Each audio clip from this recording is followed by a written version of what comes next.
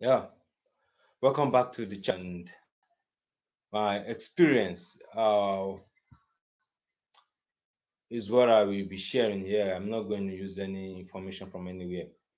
What I've learned and gained for the past almost 1.5 years, I've been abroad. I've been studying overseas. Um, I know studying abroad is has its own good and its own bad. And what I will advise is for people that wants to travel, that want to study abroad, if you are ready to spend that million, with my own personal experience, this is my own personal experience that I'm sharing. I think you are bound to get the return at the long run.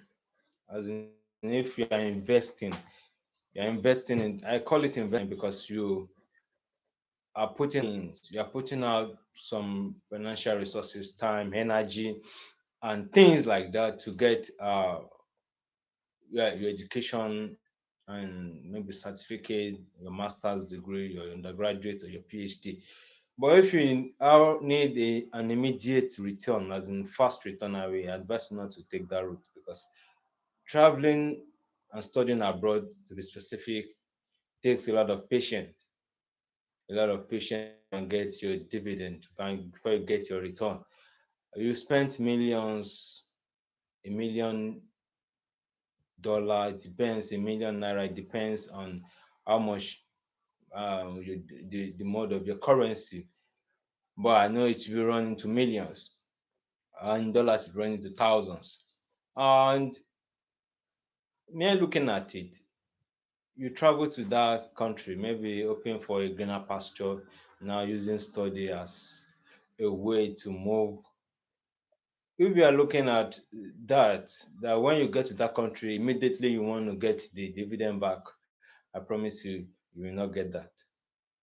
Yes, you will not get that. It takes months, even years before you gain that return. But if you have the patient,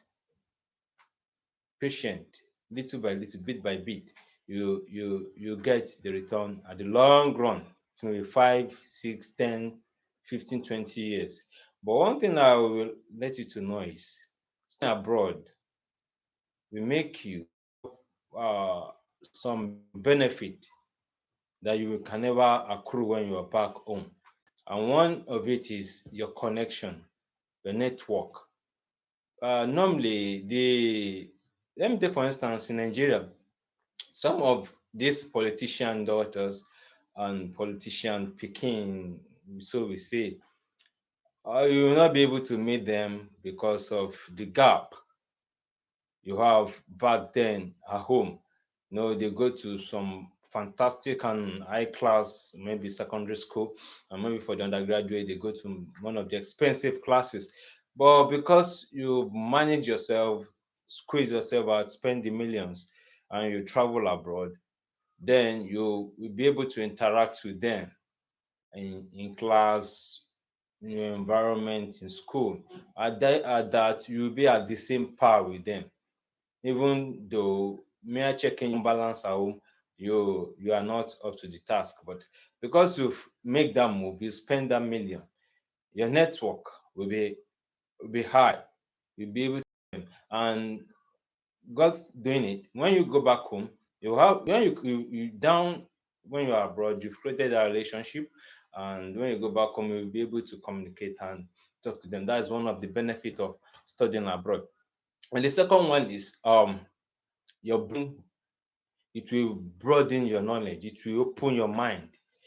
When I say opening your mind, the meaning I will attach to this is when I was in Nigeria, I'm using myself as a very, very good example. When I was in Nigeria, there are some businesses that I cannot do, that I'll be thinking this is not for me. It's only the white collar that can do. I want to put on tie, wear the suit, man, kit up, and go and sit down in an office. Uh, receiving AC and working for others. It's good, yes, it's good.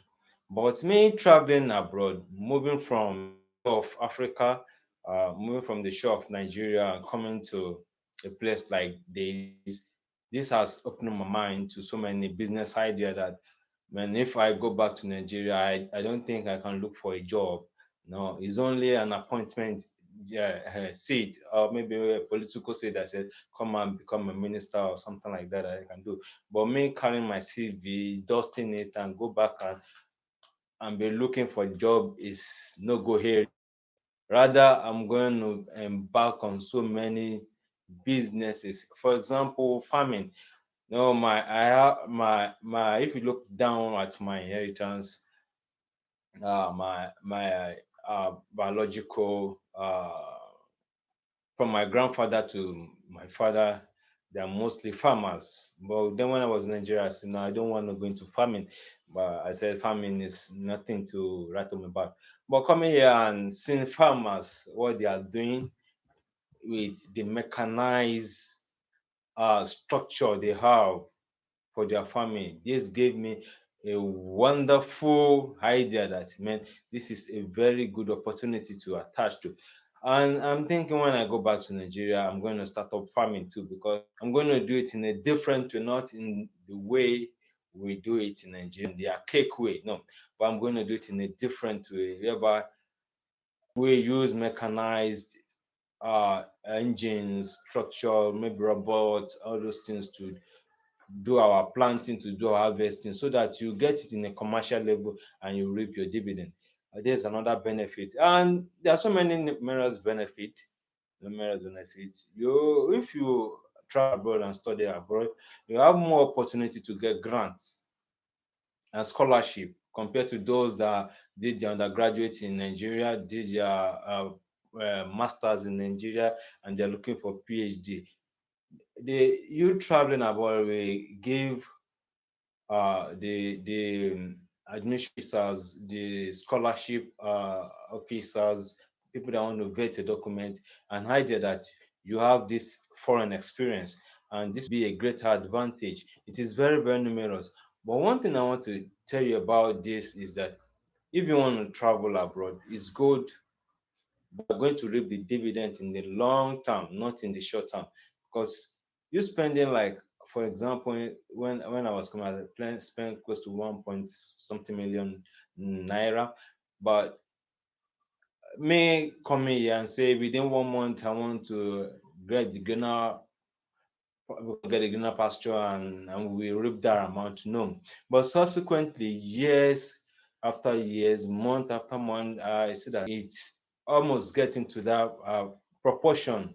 But though I'm paying my tuition fee myself, I'm doing all those things myself, I'm paying my bills myself, and yeah, this has been a great and wonderful thing I've back on, a great project I've been back on, that I would like people to just try it. It's a new thing.